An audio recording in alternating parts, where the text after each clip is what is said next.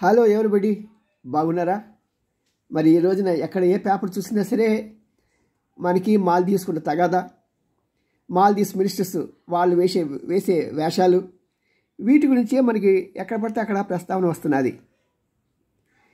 ఈ ప్రస్తావన ఏంటంటే అక్కడ మాల్దీవుల మినిస్టర్స్ హద్దుమీరి మన ప్రధాని నిందించడం మూలంగా, మన దేశాన్ని కించపరచడం మూలంగా వివాదం చాలా జటిలమైపోయింది.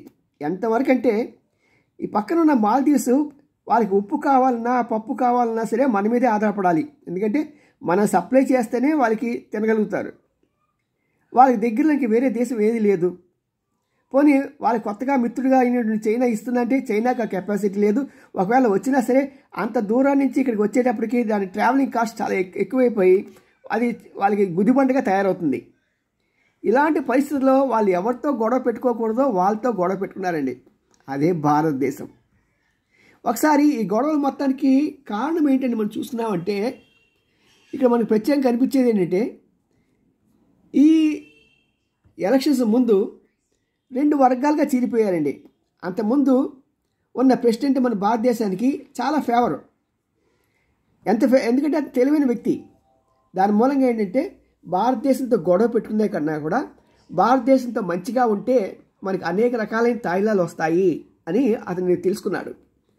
దానికి తగినట్టుగానే భారతదేశం కూడా వాళ్ళకి ఒక షిప్ని ఫ్రీగా ఇచ్చిందండి.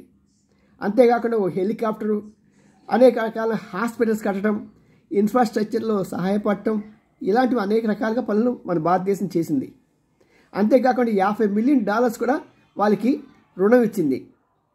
ఆ దేశానికి $50 మిలియన్ రుణం ఇవ్వటం అంటే చాలా గొప్ప అండి. కారణం ఏంటంటే వాళ్ళ ఎకానమీ మొత్తం కలిపి $540 మిలియన్. అంత చిన్న దేశానికి, అంత చిన్న ఎకానమీకి మరి అంత లోన్ ఇవ్వటం అంటే అది కొన్ని ప్రత్యేకమైన పరిస్థితుల ద్వారా ఇవ్వాల్సి వచ్చింది. ఎందుకంటే ఈ రోజున ఈ మాల్దీవ్స్లో తిష్ట వేయటానికి మనము చైనా ఇద్దరం పాటుపడుతున్నాం. మన గత మెసేజ్లో మనం డిస్కస్ చేసాం. ఎందుకు మాల్దీవ్స్కి ఇంత ఇంపార్టెన్స్ అంటే ఆ పక్క ఉన్న సీ రూట్ వలన. ఆ సీ రూట్ ఏంటంటే అది నేషనల్ హైవే లాగా తొందరగా వెళ్ళడానికి అవకాశం ఉంటుందని. సో దాంతో ఏంటంటే వీళ్ళు అక్కడ రెండు ప్రధానమైన రాజకీయ పార్టీలు ఉన్నాయి.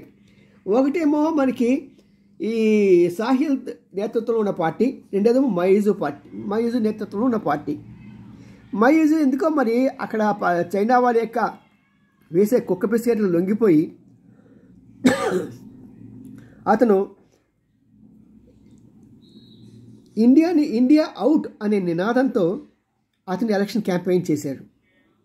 అంటే ఇండియా వద్దు అని. మరి ప్రజలు దాన్ని పెద్దగా ఆదరించలేదు, కానీ తప్పని పరిస్థితుల్లో దాన్ని ఆదరించాల్సి వచ్చిందేమో అనే అర్థం తెలుస్తున్నది. సరే, ఫస్ట్ టైం ఎలక్షన్స్ జరిగినప్పుడు సెప్టెంబర్ 3వ తారీఖు 2023లో అక్కడ ఎవరికి సరైన మెజార్టీ రాలా. తర్వాత అక్కడ ప్రెసిడెంట్ డైరెక్ట్గా ఎన్నుకోవడం మూలంగా ఒకసారి మెజార్టీ రాకపోతే మళ్ళీ రెండోసారి ఎలక్షన్స్ అది ఒక నెల రోజుల లోపల పూర్తి చేయాల్సి ఉంటుంది ఆ ప్రక్రియని. దాని ప్రకారం 30వ తారీఖు సెప్టెంబర్లో మళ్ళీ చేసినప్పుడు 51% మయూజ్కి వచ్చింది. వచ్చిన దగ్గర నుంచి కూడా అతను నేను చెప్పిన ప్రకారంగా ఇండియా అవుట్ అని ఆ ఎలక్షన్ ఓట్ అయిపోయిన వెంటనే చెప్పడమే కాకుండా వెంటనే భారతదేశానికి లెటర్ రాశాడు.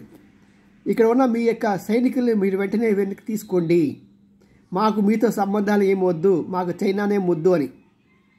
భారతదేశం దాని ప్రతినిధులు పంపించింది, రకరకాల కన్విన్స్ చేయడానికి ప్రయత్నం చేసింది. ఎందుకంటే అక్కడ అది స్ట్రాటజిక్గా మనకు చాలా అవసరం. అంతేకాకుండా చైనా వాళ్ళు ఏం చేస్తున్నారంటే మాల్దీవ్స్ దగ్గర మేము రీసెర్చ్ చేయడానికి ఒక షిప్ను పెడతాము అని వాళ్ళు చెప్తే ఆల్మోస్ట్ ఇది ఫైనల్ స్టేజెస్లో ఉంది. ఏ క్షణంలో అయినా సరే ఈ యొక్క ఒడంబడిక జరిగే అవకాశం ఉంది. అక్కడ ఆ షిప్ ఉంటే మనకేంటంటే నష్టం అంటారా?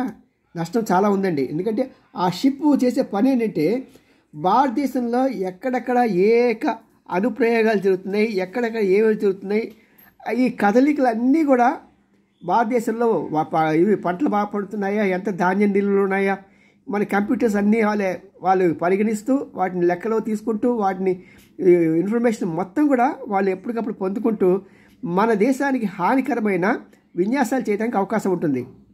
దానికోసం మనం చాలా కష్టపడతాం. ఆ నైబర్ని కాపాడుకోవడానికి. కోహ్లీ మనకి పర్వాలేదు, కానీ ఇతను మాత్రం మొయిజ్ మాత్రం మన భారతదేశానికి పక్కా యాంటీగా తయారయ్యాడు. అయ్యాడు అనుకుందాం అనుకోండి. తర్వాత ఏంటంటే మరి ఆ దేశాన్ని మనం ఎలాగా మన వైపు తీసుకురాగలగాలి అని రకరకాల ప్రయత్నాలు చేసినా వాటన్నిటిని విఫలం అవటం మూలంగా ఈ మాల్దీవ్స్ అనే దేశం కేవలం టూరిస్టుల మీద ఆధారపడింది. అందులో 15 లక్షల మంది టూరిస్టులు రావటం మూలంగా వాళ్ళు బతకగలుగుతున్నారు. మరి దీని మీద దెబ్బ కొడితే కానీ మాల్దీవ్స్ మన దారిలోకి రాదు అని చెప్పి మోడీ వాళ్ళు చక్కగా ఒక స్ట్రాటజీ ప్రకారం శత్రువుని ఏమీ అనకుండానే ఆయన మొన్న లక్షద్వీప్కి వెళ్ళి లక్షద్వీప్ అందాలు చూడండి ఎంత బాగున్నాయో, మరి ఇలాంటివన్నీ మన దేశంలో ఉన్న వాటిని వదిలివేసి ఎక్కడికో మనం పరిగెడుతున్నాం అని చెప్పిన వెంటనే అది ట్విట్టర్లో ఇప్పుడు ఎక్స్లో పెట్టిన వెంటనే ముందు భారతదేశ ప్రజలు ఎవరు రియాక్ట్ కాలేదులేండి, ఎందుకంటే ఇదేదో ప్రమోట్ చేస్తున్నారులే అని. కానీ ఎవడికి దెబ్బ తగలాలో వాడికి తగిలింది. మాల్దీవ్స్ ప్రభుత్వం వెంటనే గుర్తించింది. ప్రత్యేకంగా 3-4 మన మినిస్టర్స్ అంతా కూడా గమనించినప్పటికీ 3-4 మినిస్టర్స్ మాత్రం నోరు ఇష్టానుసారంగా పారేసుకున్నారు. భారతదేశం ఒక చెత్త, మా దేశం చూడండి ఎంత సుందరంగా ఎంత నీట్గా ఉంటుందో, అంతేకాదు భారత ప్రధాని ఇజ్రాయెల్ వారి తొత్తు కీలుబొమ్మ అని ఎలాగంటే అలాగా భారతదేశాన్ని చాలా చాలా రెచ్చగొట్టారు. మోడీ మాత్రం నోరు విప్పలేదు. కానీ దేశభక్తి ఉన్న ప్రతి ఒక్కరూ స్పందించారు. సోషల్ మీడియాలో ట్విట్టర్లో ఇష్టం వచ్చినట్టు ఆ దేశం మీద విమర్శలు కురిపించారు. అంతేకాకుండా సుమారు 11,000 హోటల్ బుకింగ్స్ క్యాన్సిల్ చేసుకున్నారు.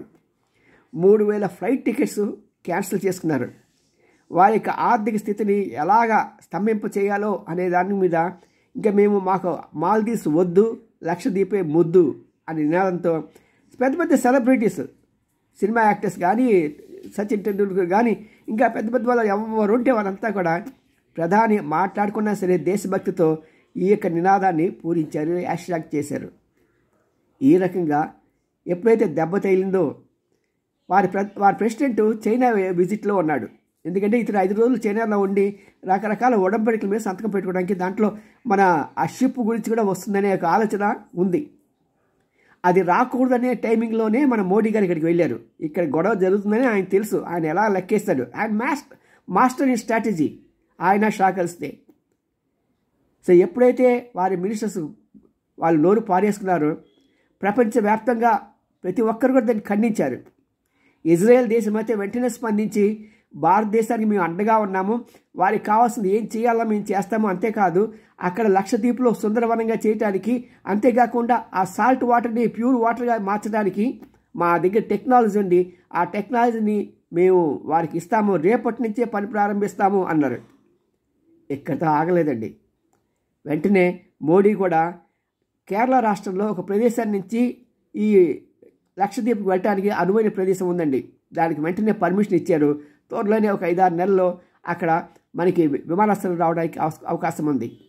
ఇలాగ ఒకదాని వెంట ఒకటి స్పందిస్తూ మాల్దీవ్స్ ఆర్థిక వ్యవస్థని కుప్పకూల్చే విధంగా ఉన్న ఈ పరిస్థితిలో అప్పుడు పాత ప్రధాని సోహెల్ మాత్రం అతను ఆల్రెడీ అక్కడ ప్రజలకి హెచ్చరించారు, ఇలాంటి ప్రభుత్వం భారతదేశంతో గొడవ పెట్టుకుంటే మనకి రావాల్సిన ఉప్పు పప్పు ఏవి కూడా రావు, కాబట్టి ఈ ప్రభుత్వాన్ని దించేద్దాం అని చెప్పి పిలుపు ఇచ్చాడు.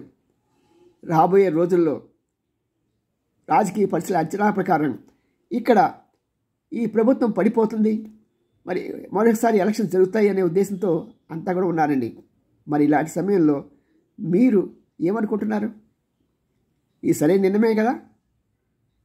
ఈరోజు గొడవ కారణం ఇప్పుడు కాదండి, ఎప్పటి నుంచో వస్తుందా తగాదా. ఆ తగాదాకి మూలం ఆల్మోస్ట్ ఎలక్షన్స్ ముందు నుంచి చైనా రగిలించిన చిచ్చు, మాల్దీవ్స్, మటాష్. సీయు.